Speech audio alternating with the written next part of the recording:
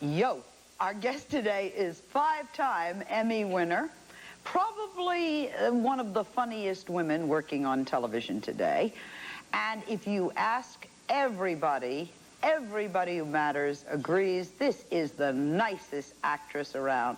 Ladies and gentlemen, will you please help me welcome Betty White?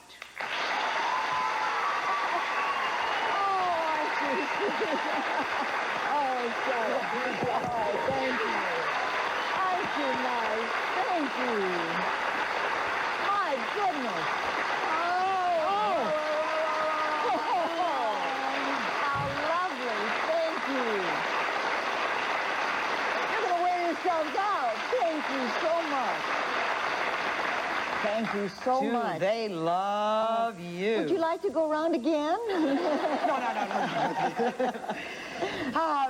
I just realized that in looking at Betty that she's been in the business 40 years. I've been in the business 32. We represent somebody's whole lifetime. Isn't it wonderful? Aren't you thrilled about it? My husband used to say I was a pioneer in silent television. Her relationship with her, I know, not bad. Wonderful. Her relationship with her husband, Alan Ludden, was probably one of the strongest of Hollywood marriages. So we are going to go back and we are going to find out where the lady got her strength. I might even ask that you put children in front of the television set. Besides her spicy mouth, I think they will get a very good role model today from our guests. Can we start with your parents? Oh, I would love to start with my parents. I lucked into two of the best parents that anybody ever had. I was an only child, and my mother was a housewife. My father was a salesman for an electrical company when they were married. He grew up in the company, but they never talked down to me. They never, said, well, we'll tell you later, Betty's here now. They always dealt me in as a full-fledged member of the group. If I didn't catch on to something, that was my problem, and I would just lope along until I caught on to what they were saying. Dad would bring his jokes home and tell us both his jokes. The only thing he would add is... Wait, both his jokes? Well, no, I mean, he would tell both, my mother and me, both of us, he would tell the jokes to. And then he'd say, sweetheart, we don't take that one to school. We just leave that one on here. That's nice. But they were such fun, and they were deep. Everybody says, where does your love of animals come from? And it came right from them. I was the lucky little kid who had parents who'd say, Betty, we found him on the way home. He followed us home. Can we keep him? Oh, they were so What interests as a child, Betty? What were you like as a little girl? Probably a bit of a tomboy. We would pack into the High Sierras every year. And I loved Christmas. Christmas was great, but I lived my whole year for packing in. We'd take horses and pack up the mules and pack up over the top of near Mount Whitney. And at that time, you couldn't drive in. There were no condos or anything like that up there. And we'd keep the horses, and we'd stay in there for 3 weeks. And my best friends were bears and chipmunks and that kind of thing. It was wonderful. So I think that's where the nature love came in. But you grew up in Hollywood? Los Angeles, yeah. People grow up in Los Angeles? They do. They really do. And I know if I went out there now, I'd probably say all the same things that other people say about it. It's like people who live in New York say, oh, my, I hate New York. Except the people who grew up there see it through memory's eyes. They don't see it as the place that it has grown up. We've all grown up and busier and older and faster. Los Angeles was lovely. I remember when the air was clear, where you could see clear across forever. They say that you can't be somebody as successful, whether or not that is so, that's the appearance, as Betty, without being angry at something, and usually angry when you're a child, like, I'm going to show them. That's not true? Quite the reverse. I mean, I'm not kidding when I say I had the happiest childhood that ever happened. What was to be angry? My parents adored me. I had a house full of animals that I adored. We all had a great time together. If you get angry about things like that, you're looking for trouble. I get mad at people sometimes who go through life angry. I think it's a big excuse to blame everything on somebody else. I think you got to take your own shot at it.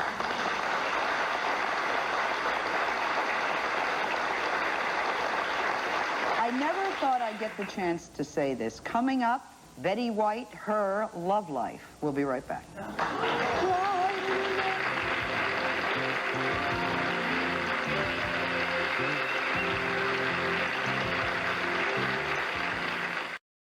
I met this lady on this game 14 years ago.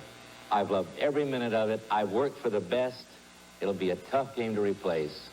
Someday, maybe somewhere, there's another game show worthy of this kind of interest and love, but this is the best game show you can be associated with, and I'm darn grateful I had 14 lovely years with it.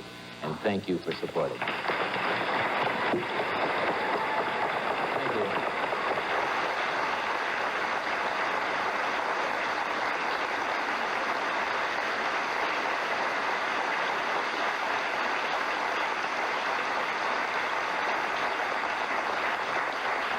I'd know that voice anywhere. That's hard. That's real hard. You said you asked for some tapes, and I grabbed them at home in a hurry and sent them to you without looking at them, and that was a surprise. It was a lovely one. Thank you, Sally. If the hardest thing in the world probably is to tell one's love story, but I think people do it best in their own words. You would, certainly. Oh, he was such a... I mean, he was so special that he was doing Password. He had just started Password. So the third week Password was on the air. I was asked to do the show. And he was so warm and so nice and so sweet. And I didn't see him even between shows, just on the air. He was as nice as he could be. That summer, that was in October, that summer, they booked us in to do summer stock up in Cape Cod. And he came out a little before that because the show we were going to do, Critics' Choice, was running in Los Angeles, and he came out for us to go see the show. So that night when he picked me up, he said something, and I made up some stupid joke. I said, well, wait till your wife hears that, because this was a business date. And that's when I found out that his wife had died the week I was doing Password for the first time. It was just one of those strange coincidences. And she went exactly the way that Alan ultimately went. She was ill for a long, long time with that monster cancer, and that was the week that he lost her. So it was, the pattern repeated itself later on. But then by the time we did summer stock, and but wait, when you saw him on the television for the first time on Password, just, that's a nice man? Nothing? I was going so steadily with somebody at that time, I thought I was happy as a lark. So that's where the thump was. Phil Cochran, who, Milt Caniff based Flip Corkin of Terry and the Pirates on Phil Cochran, and Jack Parr had introduced us in front of America on the show, and it took, and we had been going together for 4 years. And Phil said, I don't like Alan Ludden. I said, everybody likes Alan Ludden. Don't be silly. He said, I don't. He said, so he came up to Cape Cod to see the show, and there was a big love scene at the end of the show, and where my husband kisses me. Alan was playing my husband. Well, that was the longest, warmest kiss you ever saw in your life, because Alan knew Phil was in the audience, and he really played it. So from about the fourth row, I heard, and so Phil told me that night, he said, I just lost you. I said, don't be ridiculous. This is just work. And did you believe that? I did at that time, but Alan soon started, instead of, hello, how are you, will you marry me? You know, and at first I thought it was a joke, and he just would not give up. Could you describe him to somebody if they said, what was Alan Ludden like? What would you say? He was the most honest man I know, and to the point that it would make me giggle. Whatever came in here with Alan would come right out here. There was no dissembling. There was no mental editor where a little tact would come in. Well, you don't want to say that in front of somebody. You know, somebody'd say, whisper him a secret, say, oh, I hear you're going with so-and-so, and it would come right out. No, Alan, you don't do it that way. But he had a quick temper, very quick temper with everybody outside. Not at home, but outside. And he'd blow up, and then 2 seconds later, he was so sorry, and he'd apologize all over himself. Momentarily, the damage had been done. He would apologize and then do something super nice for that person. And everybody's saying, how can you, he's got such a quick temper and you're so nice. And Alan would say, she's so nice to everybody else. Sure, at home she blows her stack. I'd go home and something would be frustrating me, and I'd throw my shoes down and I'd throw my purse down, and he'd say, oh, I wish the world could see sweet little Betty White. What happened to him? He got cancer? Yes, he started feeling lousy, and he was feeling lousy for about 6 months, and he had all kinds of tests.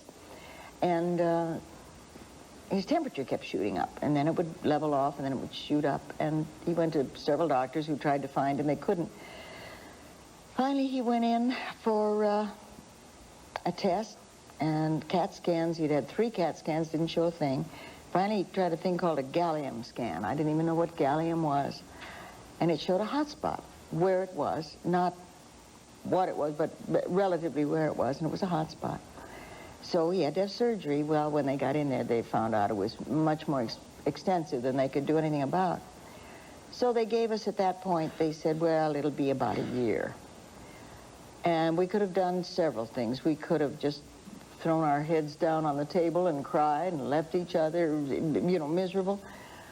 We lived with it for a little while, and we both determined that we were going to have as good a time as we possibly could. And right about that time, we read Norman Cousins' Anatomy of an Illness.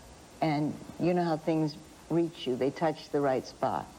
We decided, okay, let's go for it. We were halfway through building a beautiful home in Carmel, right on the water. That had been a dream of ours since we had gotten married.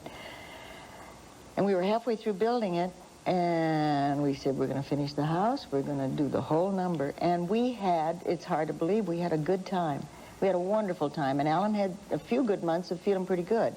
Then he had what was tantamount to a stroke while we were up in Carmel one time, and from then on he didn't feel so good, but he got through that. They told me he never would, but he got through it. Well, he saw the house finished, and he slept there 2 nights. And that's why that place is my happiest memory.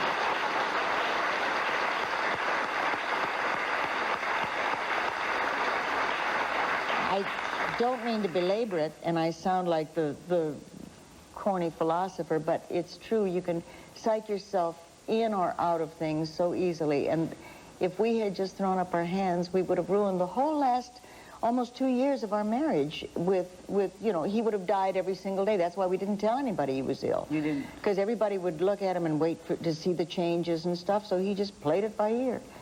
And I never regretted that for a minute. We're going to take a break, and then we're going to come back and see what we call in our business clips from the many TV shows that Betty White has done.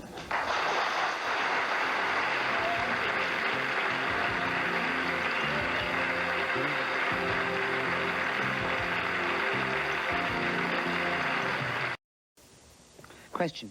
Yes, Betty, I was wondering if you could tell us how television, in particular the situation comedy, is different today than it was when you first started out. Oh, my goodness. You hear some of the lines on Golden Girls if you watch it. Fortunately, the kids, I think some of those lines go right over their heads with any luck. But in the beginning, when we first started, I mean, married people didn't sleep in the same bed, and you watched every word you said, and you had to be very, very careful that there was no double entendre at all. As a matter of fact, even up to the Mary Tyler Moore show, Mary had split with her boyfriend, but she was not divorced.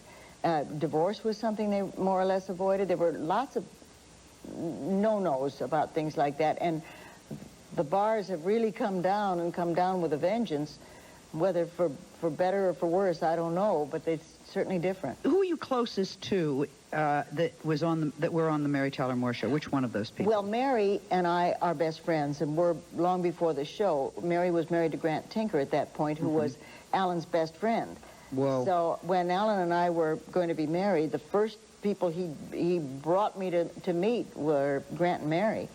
I think he probably was getting their approval. I don't know, but it was... Was that difficult during their divorce? No, for you? No, they are two such classy people that it's such a lovely arrangement that you're able to maintain a friendship with both of them. I'm deep friends with Mary and Dr. Levine, Robert, her husband, and with Grant and Melanie, his lady, and there's no friction on it at all. We are all just, when you love somebody, you love them because of what they are, not, well, if you're going to be married to my friend, yes, but if not, no. Tell us about Rose on Golden Girls. Talk about her, because she's so much you, but what about her? I didn't think she was, Sally. I thought, I really thought I was Sue Ann Nivens. I was sure I was Sue Ann Nivens. But there's an awful lot of Rose in Betty. I tell long, boring stories. I want everything to have a happy ending. I believe that everything's going to turn out swell. It's scary there's so much Rose in me. But I like her because she's not dumb. She's just a little naive. Let's watch a clip from Golden Girls. Oh, girls, we have a big problem. What is it, Blanche? Well, we're all women. No. Sure we are, Dorothy. Oh, shut up. I'm reading this Spock book on baby care, and he says it's very important for a young child to have a male role model around during its formative years. Now, what are we going to do? We'll all wear Yankee caps and scratch our behinds after every beer.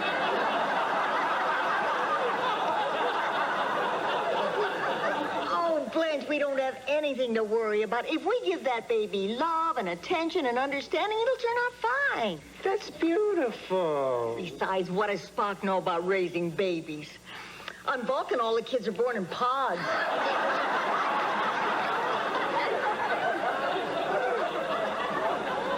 Rose, I know this is a long shot, but did you take much acid during the 60s?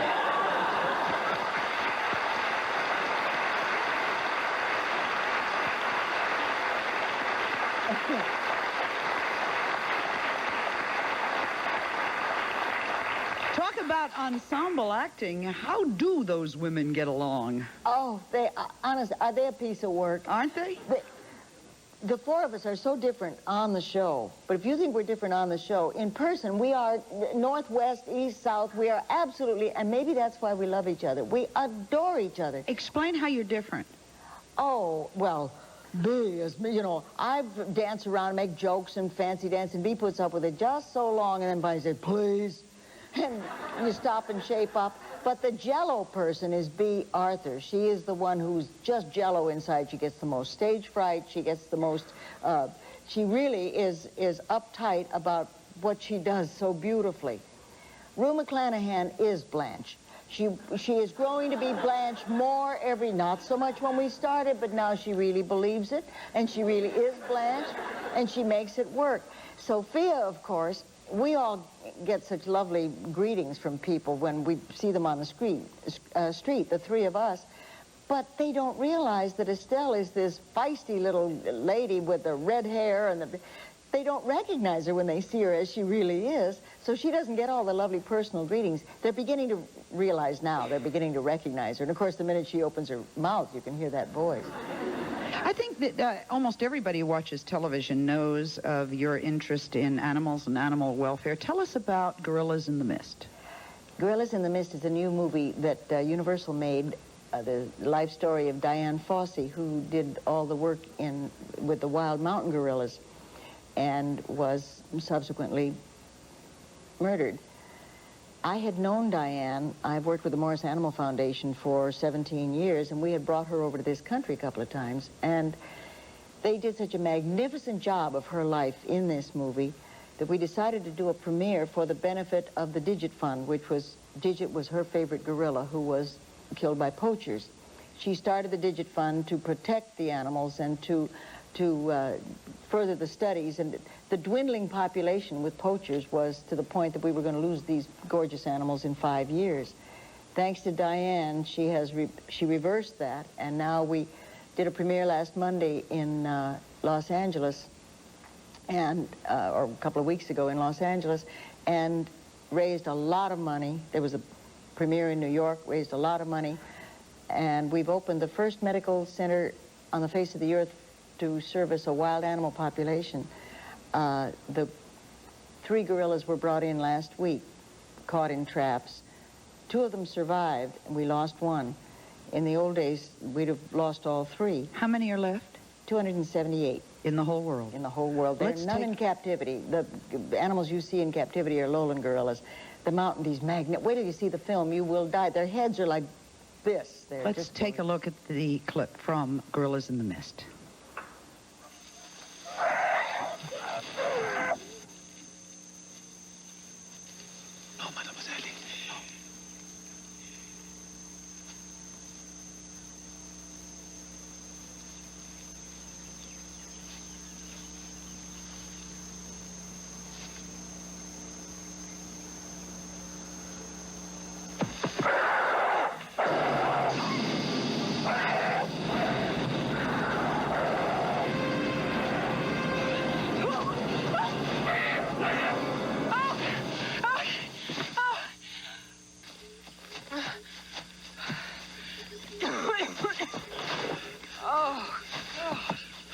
Are you all right?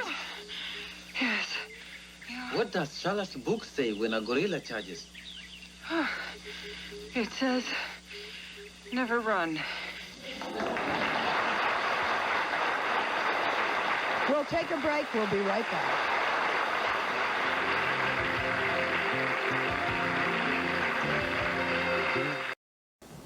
Well, we could spend another 7 hours with her. And since we can't, you might. The book is called Betty White in Person. In one word, endearing. Thank you for being our guest. Thank you. Some members of our audience will receive, and a promotional fee has been provided by... Which swab has 50% more cotton right at the tip? Q-Tips brand cotton swabs, because a swab by any other name just isn't the same. Remember Candyland, your first game? Now you can share the memories because you'll find it still the same. No reading necessary. From Milton Bradley. I'm Gary Collins. We've got a week packed with tips on